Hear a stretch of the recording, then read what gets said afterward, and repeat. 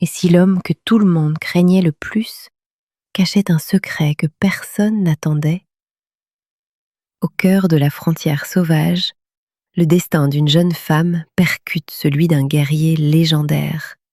Et rien n'est ce qu'il paraît. Le soleil de plomb frappait impitoyablement les vastes plaines, tandis qu'Élise Morel serrait sa robe en lambeaux, les jointures blanchies par la peur.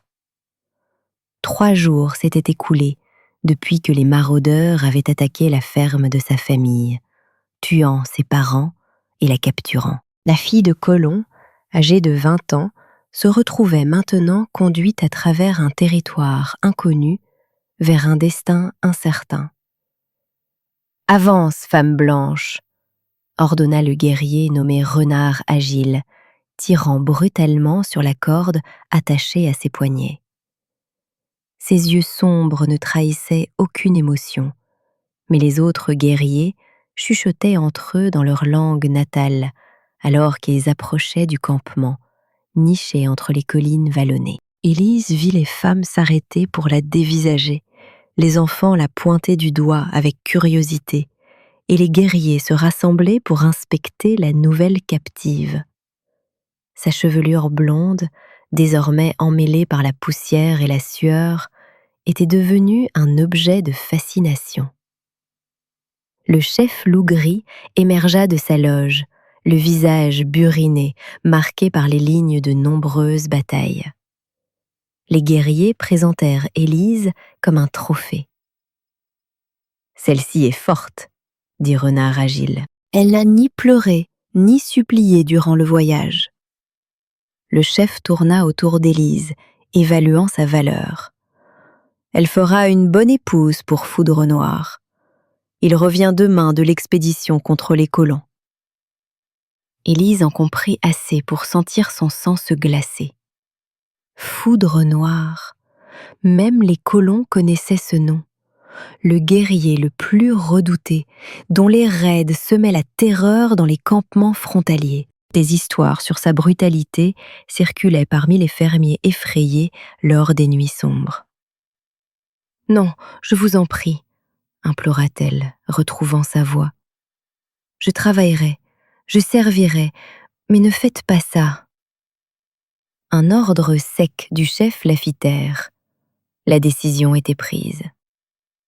Cette nuit-là, Élise fut gardée dans la loge d'une vieille femme appelée Oiseau Chantant, qui lui offrit un bol de ragoût et une couverture. Les yeux de la vieille femme exprimaient quelque chose ressemblant à de la compassion, alors qu'elle utilisait des gestes pour communiquer. « Foudre Noire, Marie », dit Oiseau Chantant dans un mauvais jargon, pointant Élise, puis l'extérieur. Élise secoua vigoureusement la tête. « Je ne l'épouserai pas. Je préfère mourir. » Oiseau Chantant soupira, son visage ancien se plissant d'inquiétude. « Foudre Noire différent, pas ce que disent les blancs. » Élise se détourna, les larmes coulant sur son visage. Qu'importait s'il était différent? On la forçait à épouser l'ennemi de son peuple, un homme dont les mains étaient sûrement souillées du sang de colons comme ses parents. L'aube se leva au son des cris et des hurlements. Élise fut brutalement réveillée alors que des femmes entraient dans la loge avec des vêtements et des ornements. Malgré sa résistance, elles l'habillèrent d'une robe en peau de daim ornée de perles colorées, tressèrent ses cheveux et peignirent des motifs symboliques sur son visage. « Le groupe de guerre revient », expliqua l'une des femmes dans un français hésitant. « Foudre Noire arrive. » Élise fut conduite dehors alors que les cavaliers approchaient du camp. Les guerriers peints pour la bataille, certains portant des blessures, d'autres arborant des trophées. Son cœur martelait ses côtes alors que la troupe s'arrêtait devant la loge du chef. Un guerrier chevauchait légèrement en tête des autres, grand et puissamment bâti. Son visage portait les marques de nombreux combats, et une unique plume d'aigle ornait sa longue chevelure noire. Ses yeux, tranchants comme de l'obsidienne, trouvèrent immédiatement Élise dans la foule. Foudre Noire mit pied à terre avec une grâce fluide, parlant brièvement avec le chef avant de s'approcher d'elle. Élise leva le menton avec défi, déterminée à ne pas montrer sa peur malgré le tremblement de ses jambes. « Tu es celle qu'ils ont choisie pour moi », déclara-t-il dans un français parfait, la surprenant. Sa voix était grave et mesurée, dépourvue de la cruauté à laquelle elle s'était attendue. « Je n'ai pas choisi cela », répondit-elle avec amertume. Une lueur, peut-être de compréhension, traversa ses traits stoïques. « Moi non plus », dit-il doucement, pour qu'elle seule puisse entendre. « Mais c'est notre chemin désormais. » Avant qu'Élise ne puisse répondre, le chef commença la cérémonie qui la lierait à Foudre Noire. Alors que des mots étrangers déferlaient sur elle, Élise eut l'impression de se noyer, son ancienne vie s'échappant avec chaque syllabe. Lorsque la cérémonie se conclut, Foudre Noire la conduisit à sa loge en périphérie du camp. À l'intérieur, Élise fut surprise par l'ordre qui régnait. Des armes soigneusement disposées, des fourrures soigneusement placées, un petit feu brûlant au centre. « Tu me crains ?» déclara-t-il en l'observant hésiter près de l'entrée. « Ne devrais-je pas ? Tu es Foudre Noire, le fléau de la frontière. » Son expression demeura inchangée. Les noms deviennent des légendes, et les légendes deviennent des monstres dans les récits. Je suis un guerrier qui protège son peuple, comme vos soldats protègent le vôtre. « Ton peuple a tué ma famille », dit Élise, la voix brisée. Foudre Noire resta silencieux un long moment. « Et ton peuple a tué beaucoup des miens. C'est la loi de la guerre. » Il fit un geste vers une zone de couchage séparée. « Tu te reposeras là. Aucun mal ne te sera fait dans cette loge. » Élise le fixa, confuse par cette courtoisie inattendue. « Pourquoi as-tu accepté de me prendre pour épouse si tu ne veux pas de moi ? Le chef croit que te lier à notre plus fort guerrier t'empêchera de t'échapper. Et je... » Il marqua une pause, quelque chose d'indéchiffrable passant sur son visage. « J'ai mes raisons d'accepter. » Les jours se transformèrent en semaines, alors qu'Élise s'adaptait à la vie dans le camp. À sa grande surprise, Foudre Noire maintenait ses distances, la traitant avec un respect silencieux qui la déroutait. Ils dormaient séparément, parlaient peu, et n'exigeaient rien d'elle au-delà de l'aide aux tâches ordinaires. Les autres femmes du camp l'observaient avec suspicion. En particulier Feuille de Saule, qui, Élise l'apprit bientôt, s'attendait à devenir l'épouse de Foudre Noire elle-même. Seul Oiseau Chantant offrait son amitié, enseignant à Élise la langue de la tribu et expliquant leurs coutumes. « Pourquoi ne me traite-t-il pas comme une épouse ?» demanda Élise à Oiseau Chantant un après-midi, alors qu'elles travaillaient ensemble à préparer des pots. Les mains usées de la vieille femme s'arrêtèrent. Foudre Noire porte de nombreux chagrins. Sa première épouse, Fleur du Matin, a été tuée par des colons il y a 5 hivers. Depuis, son cœur est resté fermé. Et pourquoi prendre une autre femme ? Le chef ordonne et Foudre Noire obéit. Mais en t'observant, les yeux d'Oiseau Chantant pétillèrent. Je pense que tu lui rappelles ce que c'est que de ressentir. Élise ricana. Il me parle à peine. Il te regarde quand tu ne le vois pas. la glace commence à se fissurer. Ce soir-là, Élise retourna à la loge pour trouver Foudre-Noire nettoyant ses armes. Elle l'observa en silence, notant la précision de ses mouvements, la concentration dans ses yeux sombres. « Tu étais institutrice ?» dit-il soudainement, sans lever les yeux. Élise sursauta. « Comment le sais-tu » ?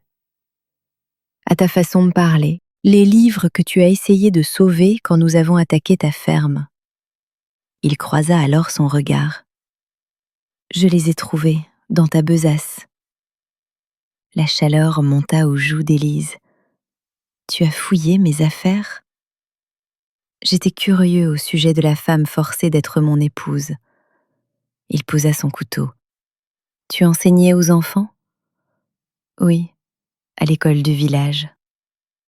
Le souvenir amena des larmes inattendues. J'aimais les voir apprendre, voir leur visage s'illuminer de compréhension. Foudre-Noire hocha lentement la tête. Mon peuple valorise aussi le savoir, bien que de manière différente. Les jeunes pourraient bénéficier de tes connaissances. Élise le fixa, stupéfaite par la suggestion. « Tu me laisserais enseigner aux enfants de la tribu ?»« Si tu le souhaites, » répondit-il en retournant à son travail. « Cela te donnerait un but au-delà d'être une épouse réticente. » Le lendemain, avec l'aide d'oiseaux chantants, Élise rassembla plusieurs enfants curieux sous l'ombre d'un grand peuplier. Utilisant des bâtons pour dessiner dans la terre, elle commença à leur apprendre des mots en français, tandis qu'ils gloussaient et lui enseignaient des mots de leur langue en retour. Au fil des jours suivants, l'école improvisée d'Élise s'agrandit. Elle trouva une joie inattendue dans ses leçons, et l'acceptation des enfants commença à adoucir les contours durcis de son chagrin. Parfois, elle remarquait Foudre-Noire l'observant de loin, son expression indéchiffrable. Un soir, un orage d'été soudain força tout le monde à chercher un abri. À l'intérieur de leur loge, la proximité rendait leur silence habituel plus pesant. Le tonnerre craquait au-dessus d'eux, tandis que la pluie tambourinait contre les murs de peau. « As-tu peur des orages ?» demanda Foudre-Noire, remarquant son sursaut à un coup de tonnerre particulièrement violent. « Non, » répondit Élise. « Il me rappelle mon père. Il avait l'habitude de raconter des histoires pendant les tempêtes pour me distraire du bruit. » Foudre-Noire ajouta du bois au feu. « Raconte-moi une de ces histoires. » Surprise par son intérêt, Élise hésita avant de partager un conte que son père lui avait narré sur des marins et des monstres marins. Tandis qu'elle parlait, elle remarqua que l'expression stoïque habituelle de Foudre-Noire s'adoucissait. « Ton père était un bon conteur, » dit-il quand elle eut fini. « Comment le saurais-tu » ? Un rare et bref sourire effleura ses lèvres. « Parce que sa fille l'est. » La tempête fit rage toute la nuit. Quand Élise se réveilla dans l'obscurité, elle trouva Foudre-Noire s'agitant dans son sommeil, murmurant des mots qu'elle ne pouvait comprendre. Sans réfléchir, elle s'approcha de lui, posant doucement sa main sur son épaule. Il se réveilla instantanément, saisissant son poignet, le regard sauvage, jusqu'à ce que la reconnaissance l'apaise. « Tu faisais un cauchemar », expliqua-t-elle, le cœur battant à cause de sa poigne. Il la relâcha aussitôt. « Je suis désolée. »« En fais-tu souvent ?» Foudre-Noire fixa les braises mourantes de leur feu. « Quand les souvenirs sont trop vifs. » « De quoi ?»« De la découverte de ma femme et de mon fils en bas âge, morts dans notre loge après un raid de soldats. Sa voix restait stable, Mais Élise vit la tension crisper sa mâchoire. J'étais à la chasse. J'aurais dû être là pour les protéger. La gorge d'Élise se serra. Je suis désolée. Ton peuple nous appelle sauvages, continua-t-il. Mais ce sont tes soldats qui ont tué une femme et un enfant qui ne représentaient aucune menace.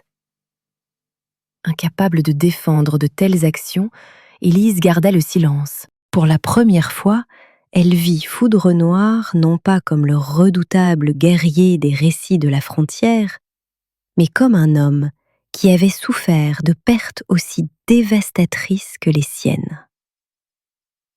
Le lendemain matin, Feuille de Saule confronta Élise au ruisseau où les femmes se réunissaient pour puiser de l'eau.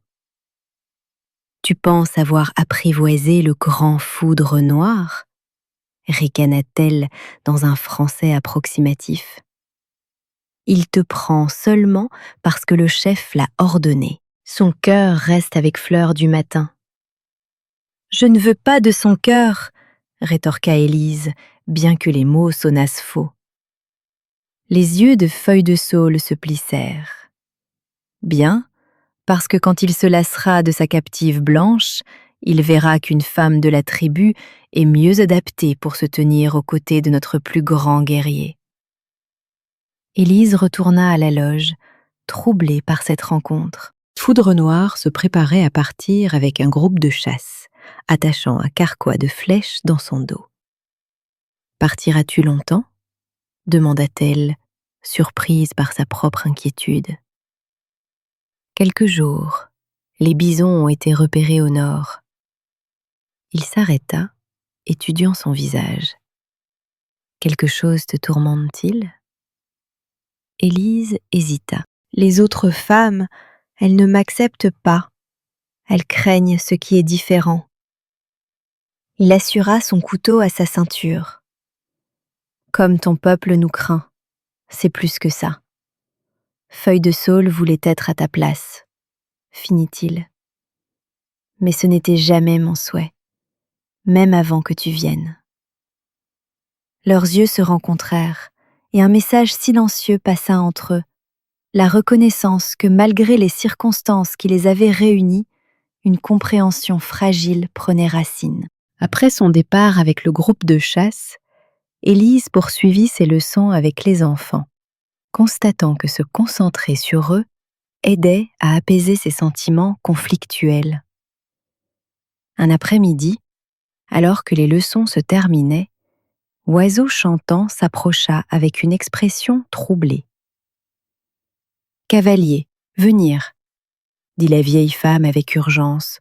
« Soldat blanc » Le cœur d'Élise s'emballa, alors qu'elle suivait Oiseau chantant jusqu'à la lisière du camp où les guerriers se rassemblaient. Au loin, un petit contingent de cavalerie en uniforme bleu approchait sous un drapeau de trêve. « Ils viennent pour parler, pas pour se battre, » expliqua Oiseau chantant. Mais beaucoup de cœurs sont en colère. Avec Foudrenoir et de nombreux guerriers partis chasser, le camp semblait vulnérable. Les guerriers restants formèrent une ligne protectrice. Alors que les soldats s'arrêtaient à une distance respectueuse, un capitaine et un interprète mirent pied à terre et s'avancèrent pour rencontrer les anciens. Élise resta en retrait, des émotions contradictoires tourbillonnant en elle. Ces hommes représentaient son peuple, peut-être même son sauvetage. Pourtant, cette pensée apportait moins de soulagement qu'elle ne l'aurait fait quelques semaines plus tôt. La voix du capitaine résonna à travers l'espace ouvert.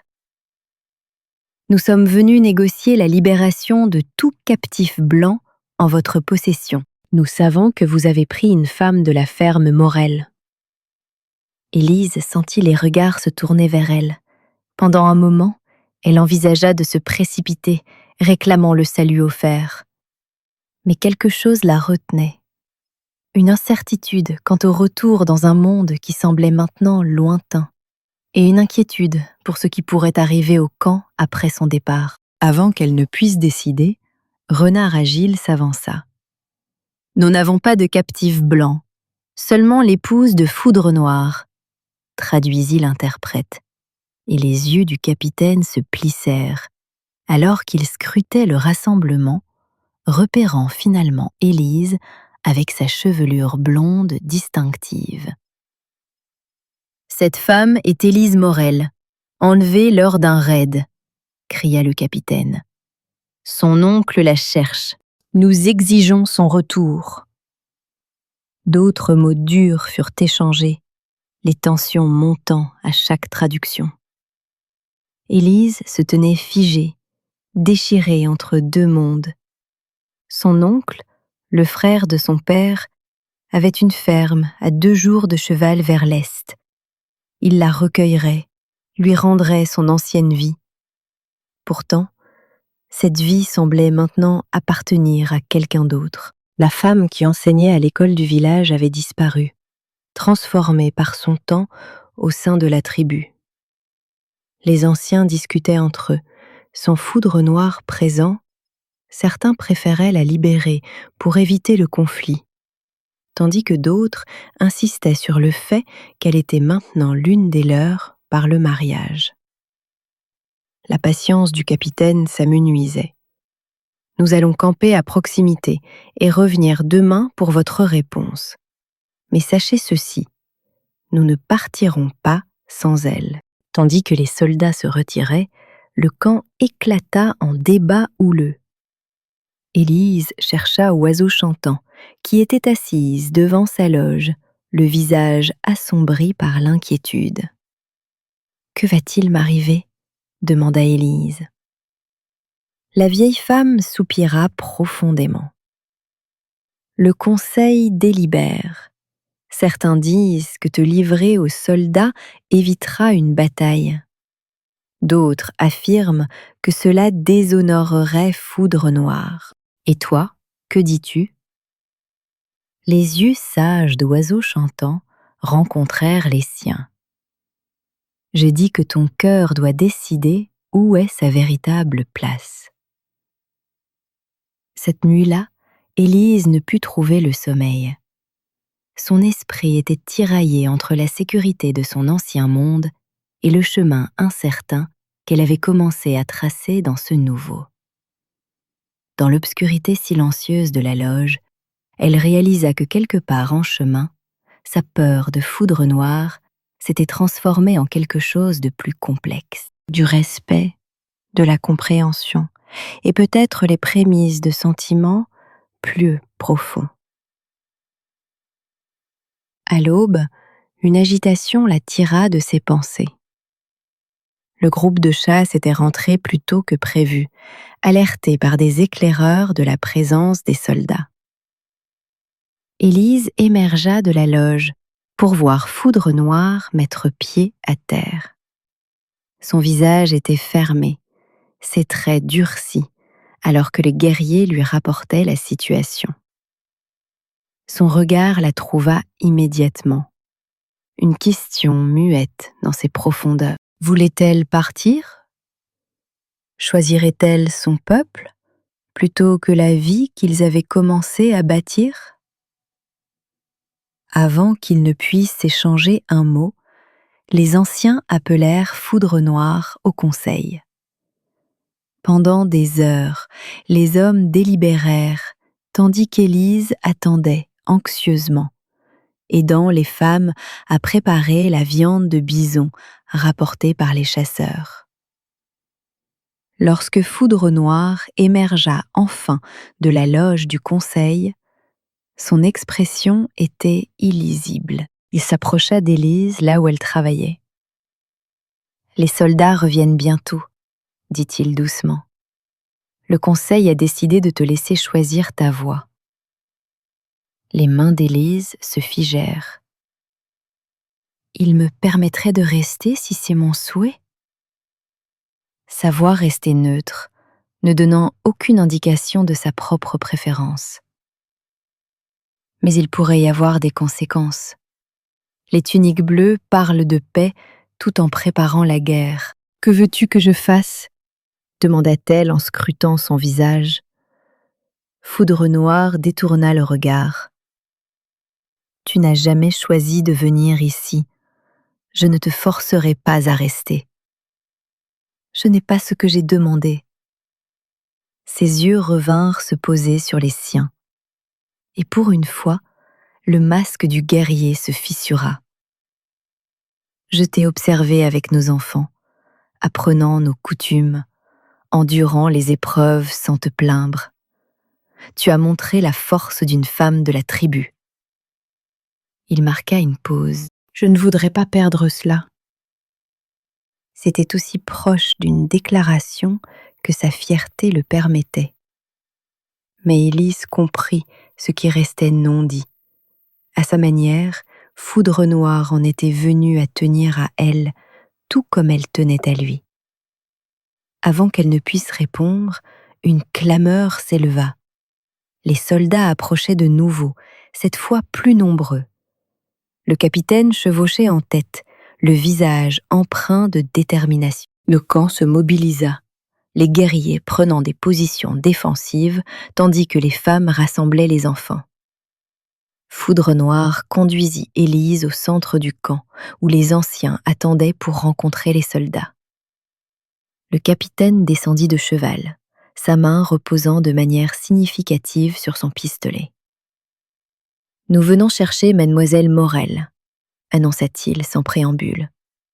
Son oncle attend son retour. Les anciens parlèrent, renard agile traduisant. La femme peut parler pour elle-même. Tous les yeux se tournèrent vers Élise. Le capitaine s'avança, tendant la main. Mademoiselle Morel, il est temps de rentrer. Ces sauvages vous ont enlevé, mais vous êtes en sécurité maintenant.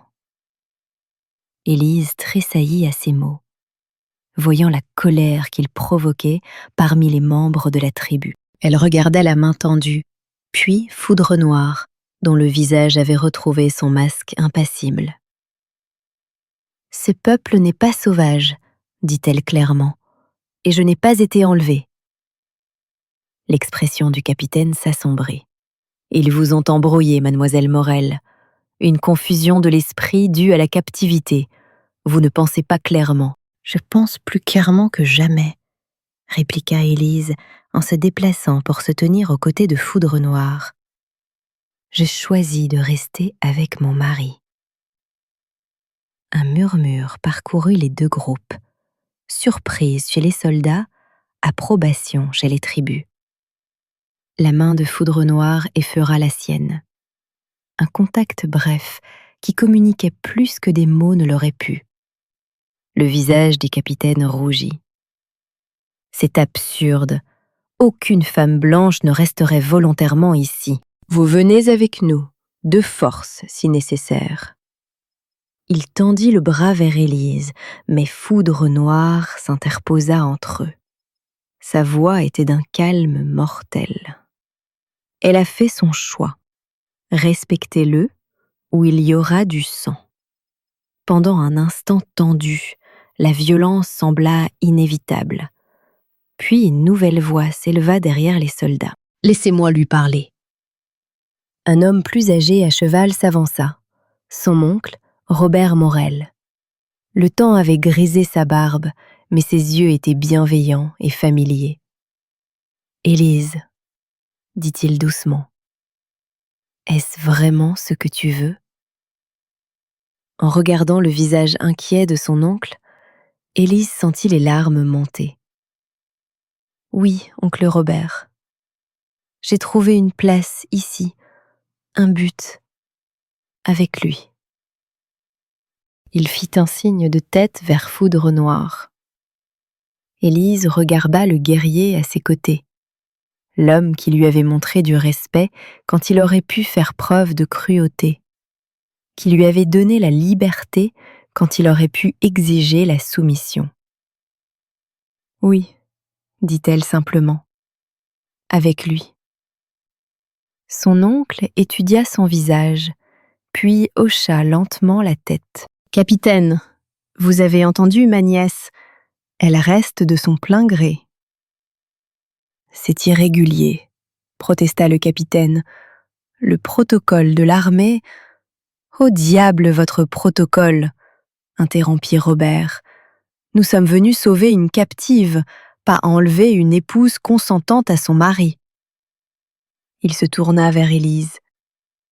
La porte est toujours ouverte si tu changes d'avis. Alors que les soldats se retiraient à contre-cœur, Élise sentit la main de Foudre Noire trouver la sienne, leurs doigts s'entrelaquant pour la première fois.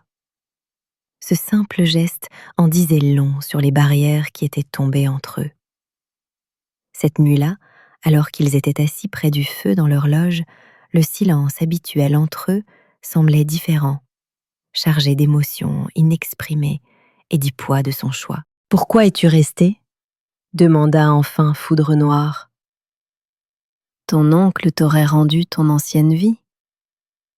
Élise réfléchit soigneusement à sa réponse. « Parce que cette vie a disparu. La femme qui la vivait est morte avec ses parents. » Elle croisa son regard à travers les flammes. « Et parce qu'ici, avec toi, j'ai trouvé quelque chose que je n'attendais pas. » Qu'est-ce que c'est ? Une chance de construire quelque chose de nouveau, être un pont entre deux mondes au lieu d'une victime de leur conflit. Foudre Noire s'approcha pour s'asseoir près d'elle, son épaule touchant la sienne. Ce ne sera pas un chemin facile. Il y aura toujours ceux qui ne pourront pas accepter ce qui existe entre nous. Comme Feuille de Saule ? Demanda Élise avec un petit sourire. Un coin de sa bouche se souleva légèrement. Elle en trouvera un autre sur qui jeter son dévolu. Ils restèrent assis dans un silence confortable, les barrières qui les avaient tenus à distance se dissolvant lentement dans la chaleur de leur feu partagé. Lorsque la main de Foudre Noire trouva à nouveau la sienne, Élise sut que malgré tout ce qu'ils avaient enduré, ou peut-être à cause de cela, ils avaient trouvé une harmonie inattendue dans le chaos de deux mondes en collision. L'hiver descendit sur les plaines, transformant le paysage en une toile blanche et austère. Le camp s'était déplacé vers des terres plus abritées, près d'une vallée fluviale, les loges regroupées pour la chaleur et la protection contre le vent mordant. 3 mois s'étaient écoulés depuis qu'Élise avait choisi de rester. Et chaque jour, sa place au sein de la tribu devenait plus sûre. Ses leçons avec les enfants continuaient à l'intérieur d'une grande loge commune durant les jours les plus froids. Et sa maîtrise de la langue locale s'améliorait régulièrement sous la direction patiente d'oiseaux chantants. Plus significativement, la relation entre Élise et Foudre Noire s'était approfondie. La distance prudente qu'ils maintenaient autrefois avait fait place à une affection sincère, subtile selon les normes occidentales, mais indéniable pour ceux qui le connaissaient. Ils partageaient maintenant vraiment une vie, leur arrangement initial évoluant vers un partenariat bâti sur le respect mutuel et un amour grandissant. Un matin frais, Élise enseignait aux enfants lorsque Feuille de Saule entra dans la loge, le visage solennel. La femme qui avait été autrefois sa critique la plus virulente s'approchait maintenant d'un pas mesuré. « Foudre Noire t'appelle », dit-elle dans sa langue natale. « Un cavalier arrive. » Élise la remercia, surprise par le ton courtois. Depuis sa décision de rester, même Feuille de Saule avait accepté sa présence à contre-cœur, surtout après qu'Élise eut aidé à soigner son jeune neveu lors d'une fièvre qui avait balayé le camp. Dehors, Élise trouva Foudre Noire, avec les anciens rassemblés autour d'un cavalier solitaire, enveloppé de peau de bison. En s'approchant, la silhouette se tourna, révélant le visage buriné de son oncle Robert. « Oncle !» s'écria-t-elle en se précipitant. Robert mit pied à terre avec raideur, l'étreignant avec un soulagement évident. « Dieu merci, tu vas bien. Quand les neiges sont arrivées tôt, j'ai craint pour toi. » Foudre Noire s'avança, offrant une salutation formelle que Robert lui rendit avec un respect prudent. Les deux hommes avaient formé une entente mesurée lors des visites occasionnelles de Robert au fil des mois, ne se faisant pas entièrement confiance, mais tous deux engagés à maintenir la paix pour le bien d'Élise. « J'apporte des nouvelles », dit gravement Robert, s'adressant à la fois à Élise et à Foudre Noire. « Et un avertissement. » À l'intérieur de la loge de Foudre Noire, réchauffée par un feu crépitant, Robert partagea ce qui l'avait poussé à braver les dangereuses conditions hivernales. Le nouveau commandant militaire du fort Vallier pousse à l'action contre la tribu, expliqua-t-il. Le colonel Durand ne partage pas la tolérance de ses prédécesseurs pour une coexistence pacifique. Il a rassemblé des forces, planifiant une campagne de printemps pour forcer toutes les tribus dans les réserves. L'expression de Foudre Noire resta impassible, mais Élise vit la tension crisper ses épaules. « À quel point est-ce certain ? » ?»« Très. J'ai vu les chariots de ravitaillement et entendu les officiers parler.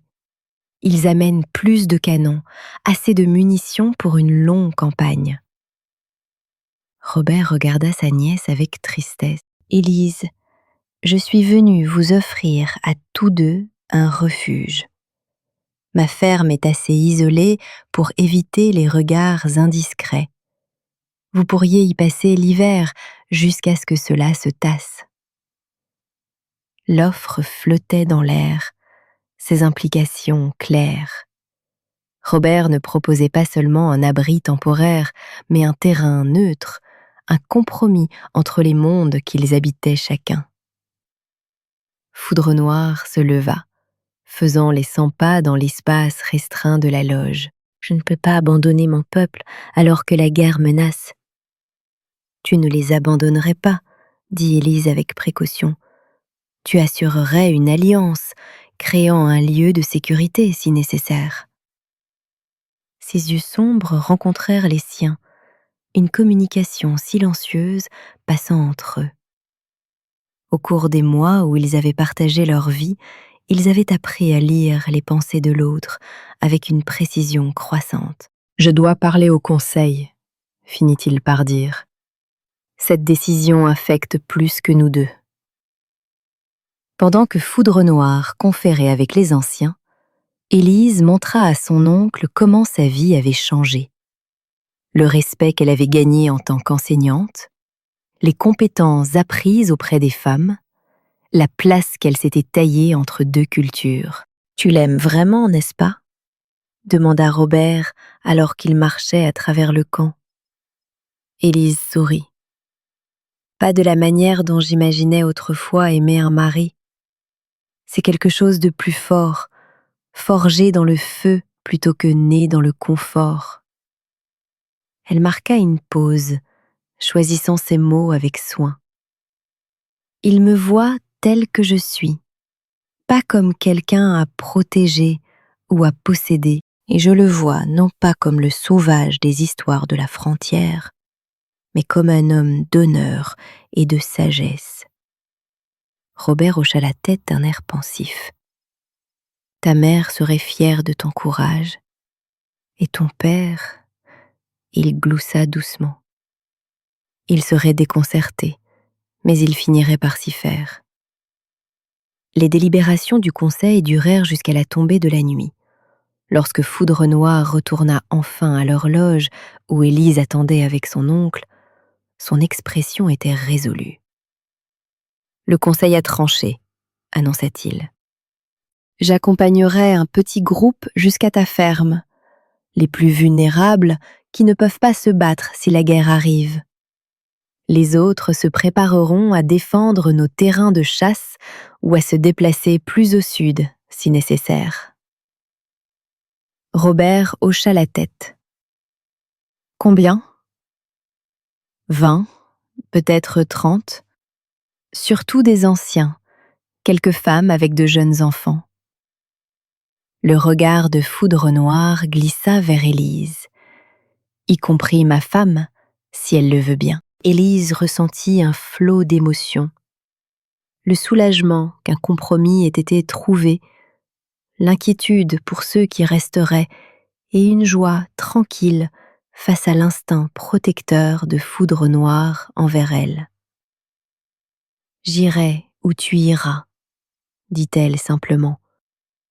Mais nous devons nous assurer que nos deux peuples comprennent que ce n'est pas une reddition, mais une alliance. Les jours suivants furent un tourbillon de préparatifs. Ceux choisis pour voyager vers la ferme de Robert rassemblèrent des vivres et firent des adieux difficiles aux membres de leur famille qui resteraient avec le camp principal. Élise travailla aux côtés d'Oiseau Chantant, qui ferait partie du voyage, préparant des remèdes et des aliments conservés pour l'hiver à venir. À la veille de leur départ, alors qu'Élise emballait leurs quelques effets personnels, Foudre Noire entra dans leur loge, portant quelque chose enveloppé dans une peau douce. « C'est pour toi, » dit-il, en lui présentant le paquet. Élise le déballa pour découvrir un couteau magnifiquement travaillé, avec un manche en bois de serre. Assez petit pour tenir dans sa main, mais assez robuste pour un usage sérieux. « C'était celui de ma mère, » expliqua-t-il. « Un couteau de femme pour la protection et le travail quotidien. » Profondément émue par la signification du cadeau, Élise le tint avec précaution.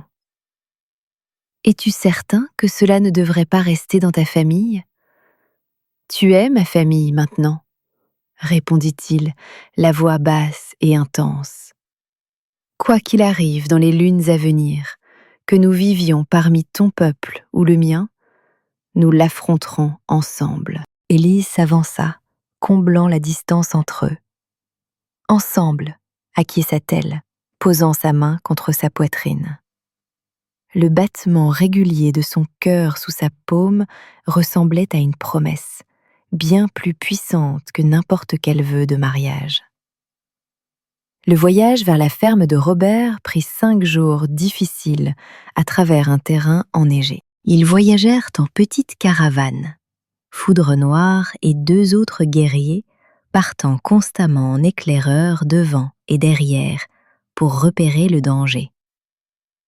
Élise chevauchait aux côtés du travois d'Oiseau Chantant, aidant la vieille femme à endurer les rigueurs du voyage hivernal. Lorsqu'ils franchirent enfin la colline surplombant la vallée de son oncle, Élise ressentit une étrange confluence d'émotions. La nostalgie du monde qu'elle avait laissé derrière elle, la fierté de la force qu'elle avait développée au sein de la tribu et l'espoir de ce qui pourrait être possible dans cet endroit où 2 mondes pouvaient se rencontrer. Robert avait bien préparé les choses. La maison principale avait été agrandie et des cabanes supplémentaires construites à proximité, créant un petit hameau avec de la place pour tous. Plus important encore, il avait assuré l'intimité et la distance par rapport aux voisins qui auraient pu signaler leur arrangement inhabituel aux autorités. Alors qu'il s'installait pour l'hiver, une harmonie inattendue émergea. Les membres de la tribu s'adaptèrent aux structures en bois tout en maintenant leurs propres coutumes. Élise et Foudre Noire occupèrent une cabane à la lisière du campement, une position symbolique représentant leur rôle de pont entre les cultures. Le soir, autour d'un feu communal, des histoires étaient échangées, légendes ancestrales côtoyant les récits de la frontière, créant une narration partagée qui reconnaissait les 2 histoires. Foudre Noire, à la surprise d'Élise, révéla un don pour le conte qui captiva même les plus sceptiques des ouvriers agricoles de son oncle. Une nuit, alors qu'ils étaient allongés dans leur cabane écoutant le vent hurler dehors, Foudre Noire parla de l'avenir. Quand le printemps viendra, nous devrons décider où notre chemin nous mène. Élise se blottit plus près de sa chaleur. L'endroit importe-t-il, tant que nous le parcourons ensemble? Cela compte pour nos enfants, répondit-il.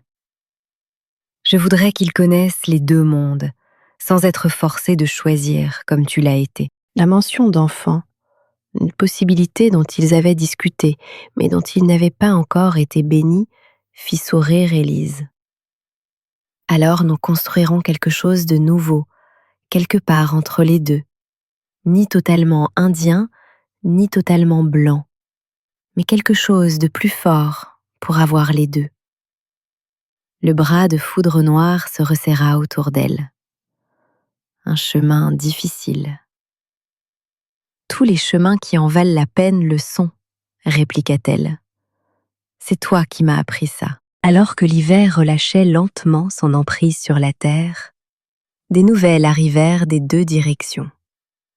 Des messages des groupes se déplaçant vers le sud et des nouvelles des villes frontalières concernant les préparatifs militaires. La menace d'un conflit restait réelle. Mais autre chose se propageait en parallèle.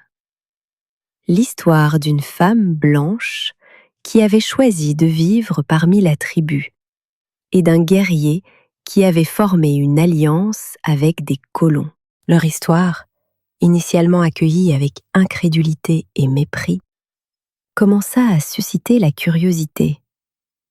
Des visiteurs occasionnels bravèrent le voyage jusqu'à la ferme de Robert. Certains guerriers venant prendre des nouvelles de leur famille, d'autres, des colons blancs, cherchant prudemment à comprendre plutôt qu'à combattre.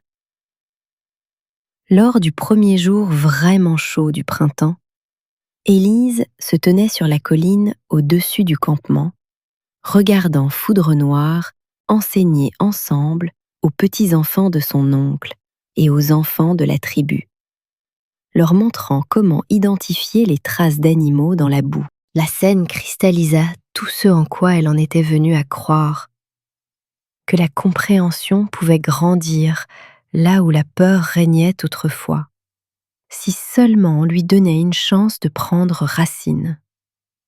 Elle repensa au long voyage qu'il avait mené ici, de captive à enseignante, d'épouse réticente à femme aimante, d'une femme déchirée entre deux mondes à celle qui aidait à bâtir des ponts entre eux. Le chemin à venir restait incertain, avec des menaces des deux côtés planant toujours. Mais pour la première fois, il semblait possible que leur union improbable puisse devenir quelque chose de plus. Un petit, mais significatif pas vers la paix. Foudre Noire leva les yeux, sentant sa présence, et leurs regards se rencontrèrent à travers la distance. Aucun mot n'était nécessaire entre eux désormais. Ils avaient appris à communiquer en silence, trouvant dans le regard de l'autre toute l'assurance nécessaire pour affronter les défis qui les attendaient. En se choisissant l'un l'autre, ils avaient choisi un avenir différent, pas seulement pour eux-mêmes, mais pour tous ceux qui pourraient suivre la piste qu'ils traçaient à travers le paysage divisé de la frontière américaine.